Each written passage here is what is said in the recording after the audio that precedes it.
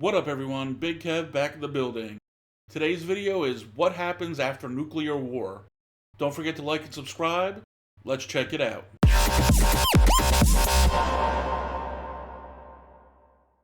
Alright, so you always hear about these doomsday scenarios and nuclear war and like how much destruction would it cause, but you don't usually hear a lot of stuff about what would actually kind of happen after that all ended and, how we would move on or if we would move on. So I'm curious to kind of learn more of the details and, find out more about, what would actually occur if something terrible like this ever happened. Not that if it did, most of us would still be here to be in the aftermath anyway, but yeah, let's check it out.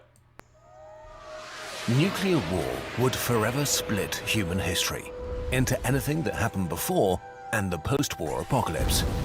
In the worst case, mass fires consume everything within tens of thousands of square kilometers, killing hundreds of millions within hours.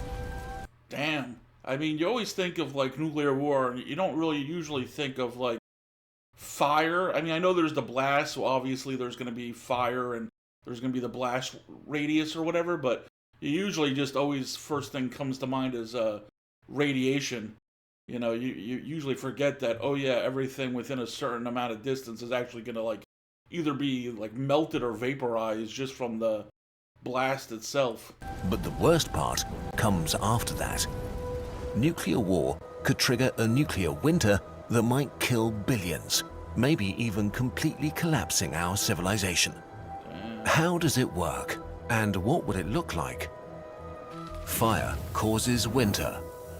Yeah, that's crazy that the fire would actually lead to the exact opposite in winter. I guess what all the dust and cloud, is it the dust in the air basically blots out the sun, leading to a drop in temperature. I feel like I've heard that somewhere before. Let's see if that's actually right or if I've just imagined the whole thing.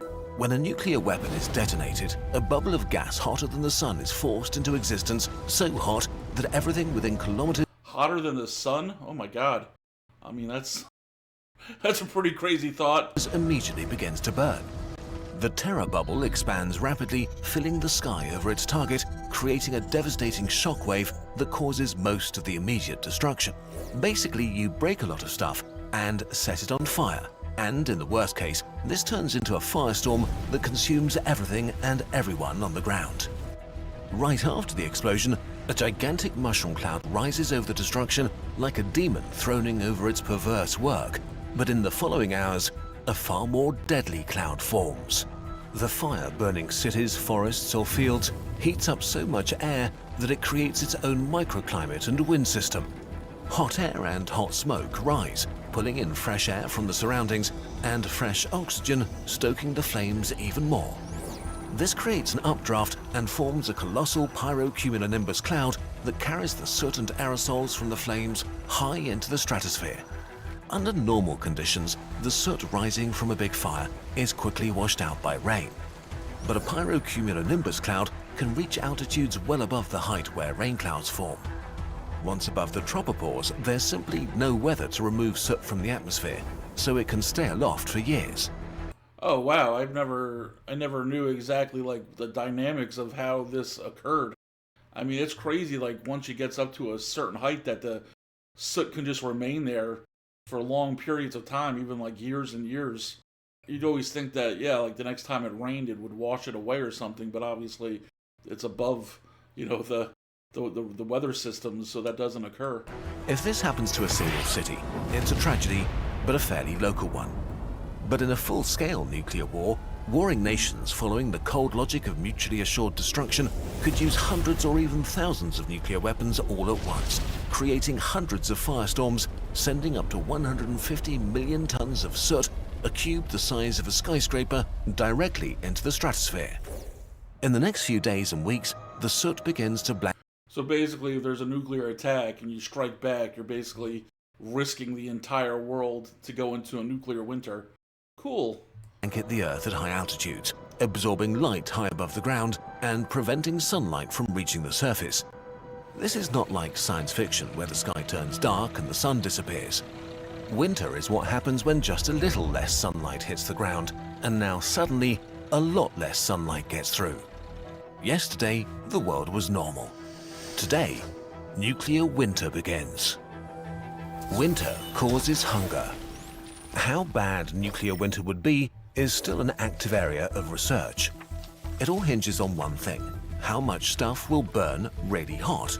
How many firestorms will be caused by the heat of the explosions?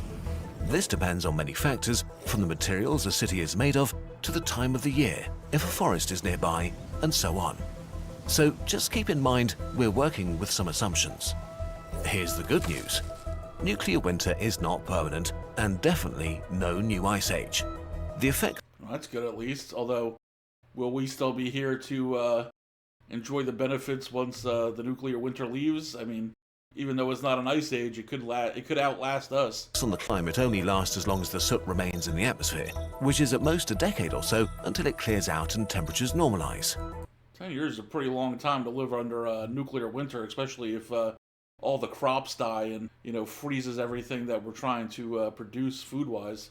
The bad news is that this causes almost immediate climate change within a few weeks. It disrupts our climate system faster than any living being can adapt to. In this new climate, our seasons are suddenly all wrong. Winters are much longer, summers shorter and colder, or gone altogether. This also means less evaporation over the oceans, which means less rain and maybe large-scale droughts. This is bad because our food eats the sun. Without good summers and enough rain, growing seasons shrink or even collapse. The majority of humanity lives in an area called the mid-latitudes, a strip of land that has the ideal temperature for our species, not just because it's not too hot or cold, it's also where the plants we eat grow best. The vast majority of the food we eat stems from a few highly efficient crops that are mostly produced in a few very agriculturally productive regions like the US Great Plains or Ukraine. From these bread and rice baskets of the world, they get traded and shipped around the world.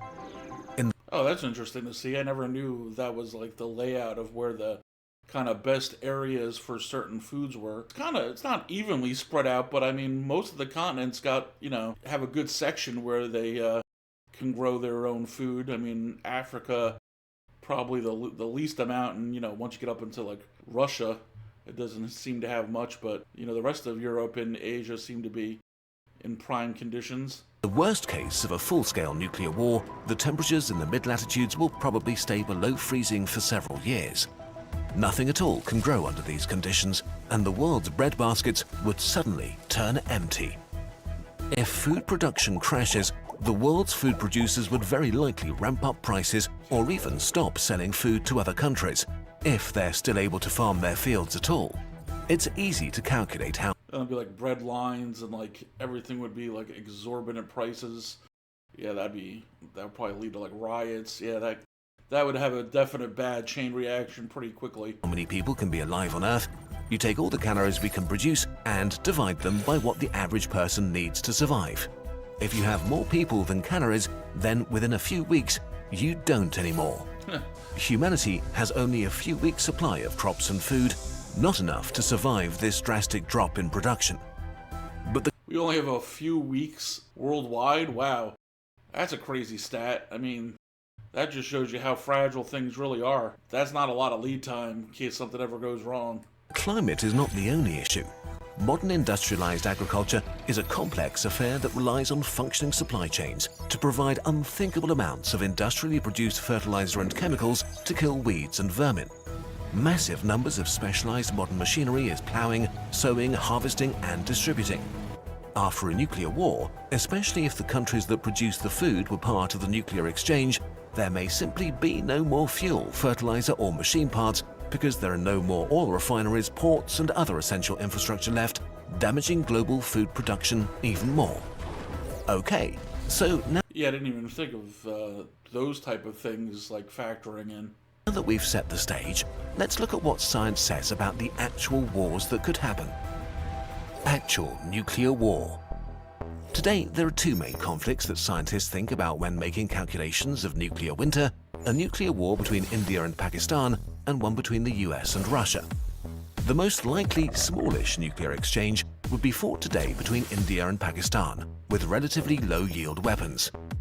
Even in a pretty mild nuclear war like this, the immediate explosions would kill around 27 million people, which is horrible enough. Yeah. In just a few hours, more people would die than in all of World War I. The ensuing fires would not— That's a wild stat. You just in a couple hours, you'd wipe out more people than an entire World War did.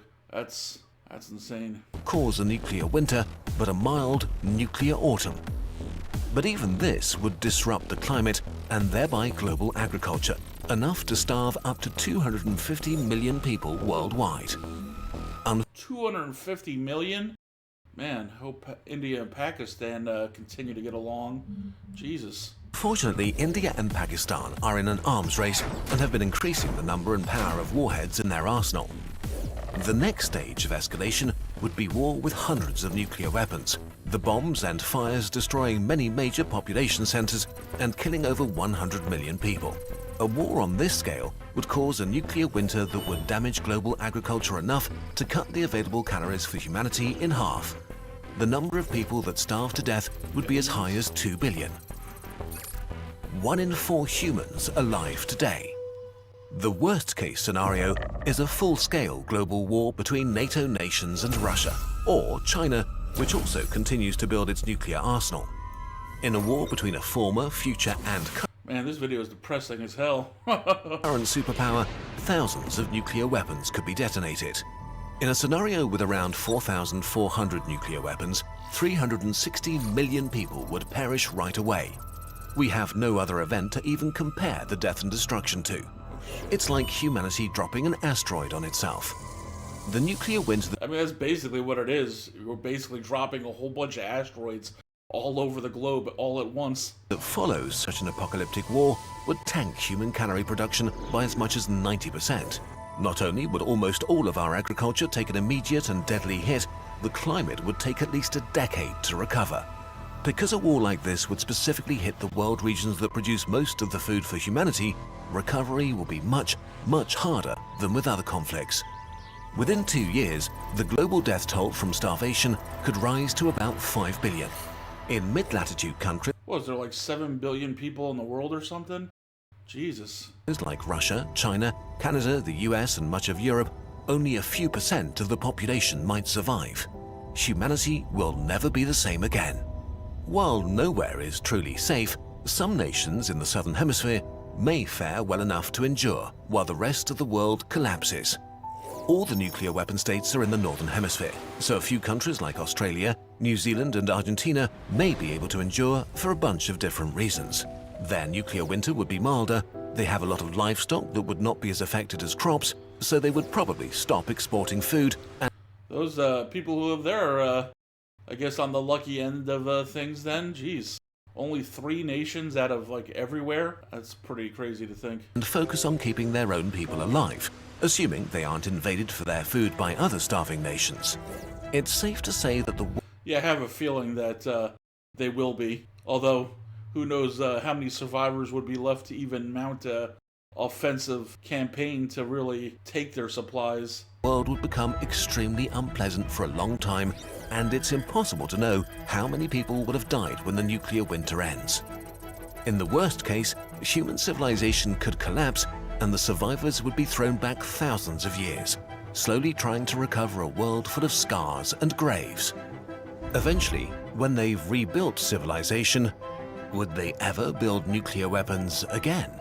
Probably. Humans are terrible in general, so they probably justified somehow that they needed to do it. We know for sure that we need to do anything we can to make sure nuclear war never happens. This video was supported by Open Philanthropy. Wow, that was a eye-opening video to say the least. I mean, you kind of know it's going to be bad, but once you see, like, the numbers on those infographics, kind of, like, lay out, the amount of people that would perish under each scenario, it's pretty wild to realize that this could actually happen. Especially when you see, like, some of the tensions between these countries just continue to escalate. You're just praying that no one in power in one of these countries makes a rash decision and leads off a chain of events that can't be stopped. Yeah, so this was. I always love checking out these type of kind of informational videos. You always kind of learn a lot. Sometimes things that you may not want to learn, but it's better to know than live in ignorance, I guess. But if there's any other videos that I should be checking out by them, let me know down in the comments below. Until next time, have a good one.